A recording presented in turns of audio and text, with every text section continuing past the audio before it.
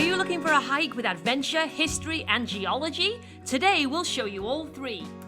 Fish Creek Wash is a jeep trail that begins west of Split Mountain Road, 8 miles south of Ocotillo Wells. With lots of soft sand and boulders in the road, 4-wheel drive is recommended. We did it with a high-clearance truck. A mile and a half up, on the left, before you enter Split Mountain Gorge, is Fish Creek Primitive Camp, which is where we parked. Good morning, I'm Kat. And I'm Kev. And we're your wilderness wanderers. We're in Anza-Borrego Desert State Park. And today we'll be hiking up Fish Creek Wash to the Wind Caves. Here we go.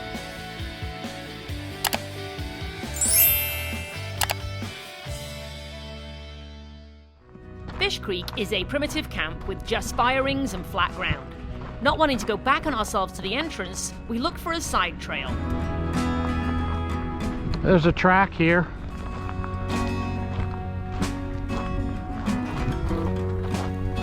A little steep right here.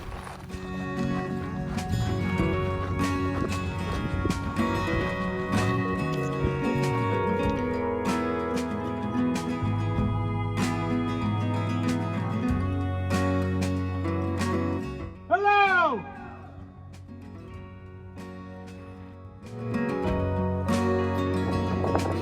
Just left Echo Wall. Check this out. Oh my goodness. The place is incredible. Such a dramatic landscape. It looks otherworldly almost. Look at it. There's those massive rocks that Kevin just echoed against. They're so huge I can barely get them in. Let me zoom out. There you go. Wow. All right, let's keep going. Very, very popular with Jeeps, as you can see. Would not bring anything down here that was not 4-wheel drive, as we said a minute ago. It's the middle of January, and it is a cool 83 degrees out here. At this point, the Jeep trail turns to your left. We headed straight across to a raised section that was for foot traffic only.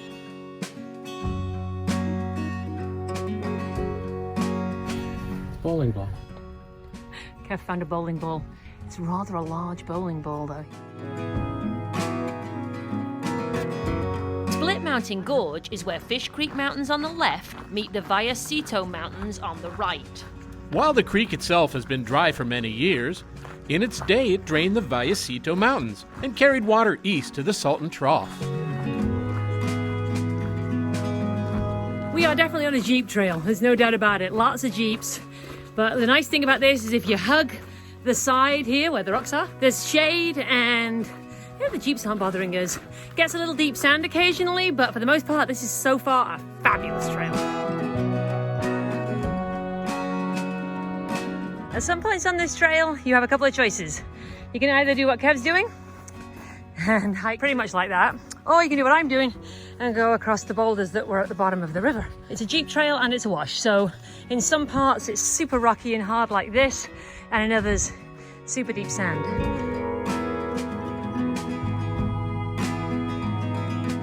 This is nothing like the pictures. Nothing like what pictures? Any of I've seen from here.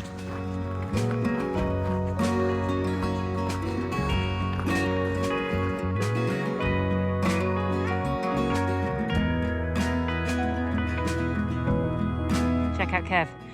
He is doing his Vanna White impression. Check out the rocks. Now look at how big this thing is.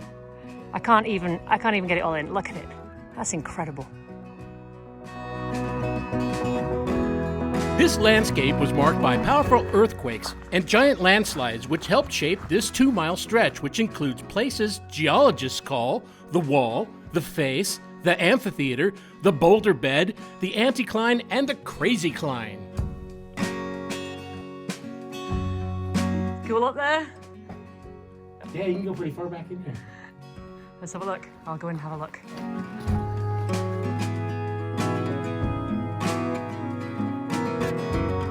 Wow, look at that.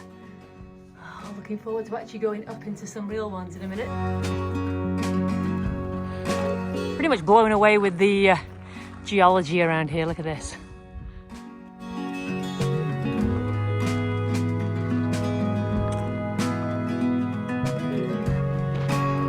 After 2 miles in the wash, you arrive at the parking lot for the four-wheel drivers and begin the steep hike up, up, up.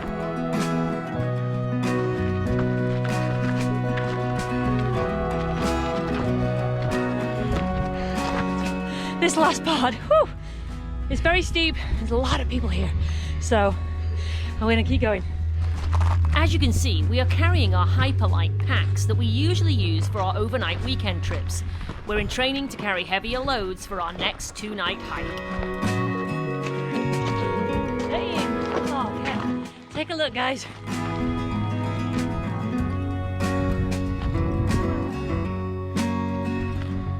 You need good grit, that's for sure.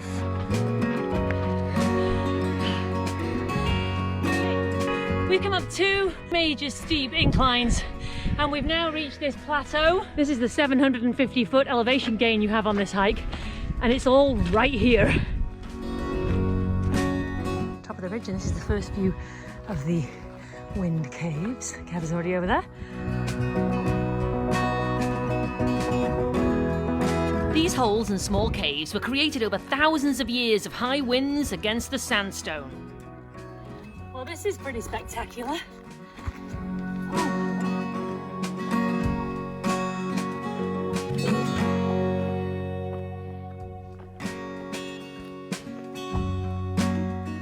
Gone up to the left, up into the trails a little bit, and found these awesome little caves here.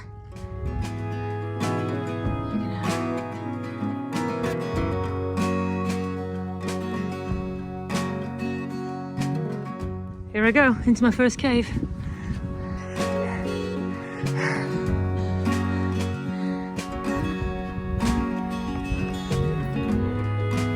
Oh, it wasn't very pretty, but I got up out of it anyway. Whew.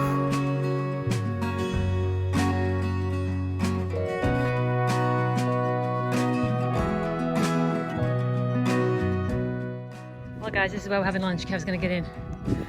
He's gonna check for bugs and snakes for me first though. It's full of them. Is it? Yeah. Well, this is our view. See my feet. Check us out, having lunch in a cave. I'm gonna go and explore out here again in a minute.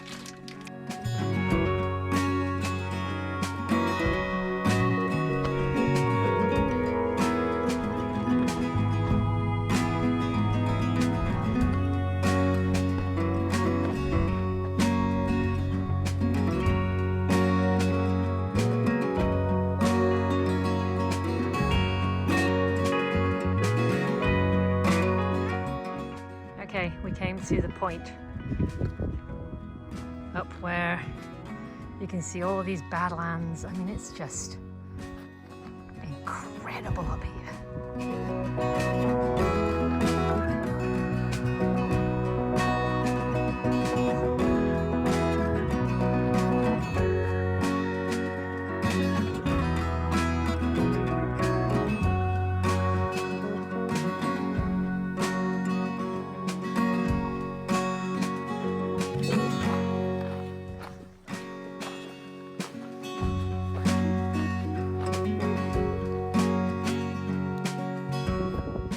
We're coming back down a different route. So if this is a lot less steep than the way we came up, we're going to suggest you take this way up too. We use Relive on most of our hikes and it tracks where we go and then it records it so we can show it to you. Fine people. We were up the top of that ridge, right up here on this ridge. And then there's this ridge which we haven't taken right here. And we're on this one right here. So they all go down to that big wash down there, which is Fish Creek Wash. We came back and have now teed with the original trail, which is behind me right there. Takes you to the Wind Caves, and we're going to go back down the way we came, which means we're going the very steep way back down. But I have my poles to steady me. Before the final steep drop into the parking lot, we intersected with the trail to the right, leading us away from the vehicles and rejoined the wash further up.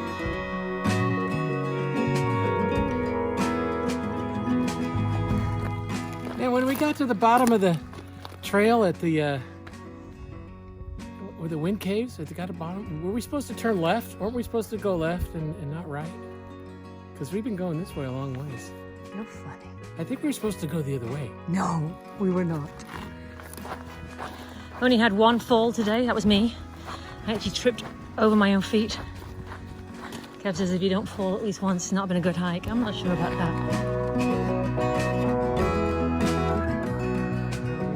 But at this time of day, these rocks just look fantastic.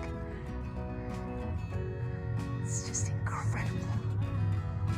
Such a dramatic landscape. I think I said that earlier, but here comes one of those trucks. Yeah, they don't all drive like that. Central Anza Borrego was once home of the Cahuilla and Cupeño people of the north, and the Digüeño and Cumiyeye people of the south. We're up on a higher section right now because the actual jeep road goes along the bottom edge of this ridge right here, but it is very narrow and sometimes these guys go pretty fast, so safer to stay up. These rocks look so red. I don't know whether it comes across as red as they look, but oh my goodness. They're like a terracotta color almost. So you can see that guy going down there. That's where you don't want to go.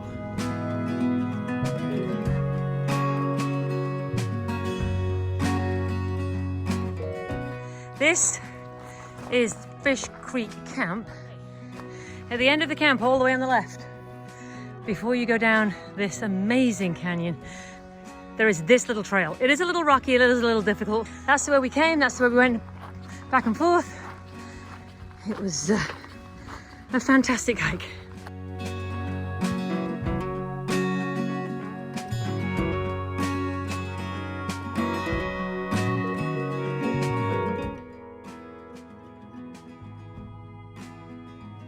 We hope you've enjoyed this video. Don't forget to hit that subscribe button, the notification bell, and the like button. From Kat and Kev, Your wilderness wanderers. we'll see you on the trail.